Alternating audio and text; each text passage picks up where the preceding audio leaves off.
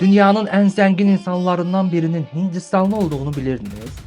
Zengin olmak bir seviyedir. Milyarder olmak başka seviye. Ama elə bir nokta var ki, orada pul artık sadece sərvət olmur. O bütöv bir reallıq qurmağa başlayır.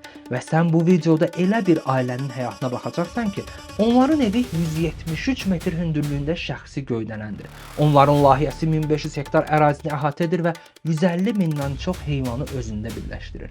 Onların bir toyu ise 100 milyonlarla dollar değerinde qiymətləndirilir. Ve bütün bunların en maraqlı tərəfi odur ki, bu sadece lüks değil. Bu artık başka bir hayat sistemidir. Bu Mukesh Ambani ailesinin